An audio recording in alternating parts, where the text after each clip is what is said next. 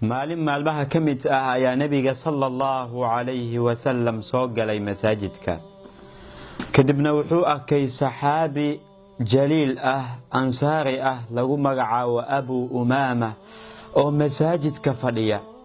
kadib nabiga sallallahu alayhi wasallam saxaabiga ayuu weydiiyey, wuxuu ku yiri: Abu Umaama, maxaa ku fadhiisiyay masaajidka? ma ahan waqtiga salaada ee waa maxay sababta ku fadhiisisay masaajidka? saxaabiga jaliilka ah Abu Umaama wuxuu ku jawaabay: rasuulka Ilaahayow, murug ayaa itaabtay, deynta ayaa igu batay rasuulka Ilaahayow. nabiga sallallahu alayhi wasallam wuxuu ku yiri: miyaan ku baraa duco haddaad aqrisid aad dhahdid Ilaahay subxaanahu wa tacaala murugta kaa feedayo, deyntana kaa gudayo?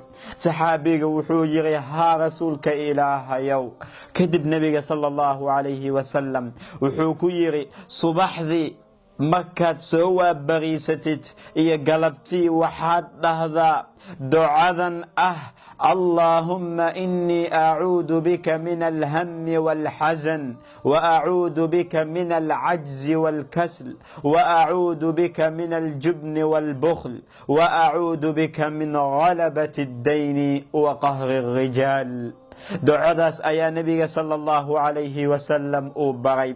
saxaabigii wuxuu yiri: waan aqriyey, waan sameeyey buu yiri. markaan sameeyey kadibna Ilaahay subxaanahu wa tacaala murugteeda wuu iga qaaday, murugta wuu iga qaaday, deyntana wuu iga bixiyey. soo adiga ma ahayn midka culayska dareemayay dhabarkiisa, midka ay murugta ku badatay, mugdiga ay ku badatay, culayska ay ku badatay oo deynta lagu leeyahay? daawadan weeyaan uu ku siinaya nabiga sallallahu alayhi wasallam.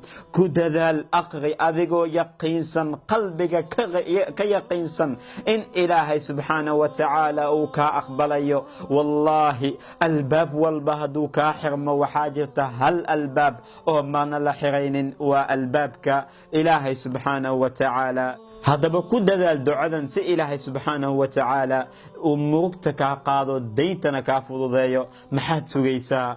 siina faafi, u bishaareey walaalkaaga si asigana u faa'iidaysto. aad iyo aad baad ugu mahadsan tahay. assalaamu calaykum waraxmatullaahi wabarakaatu.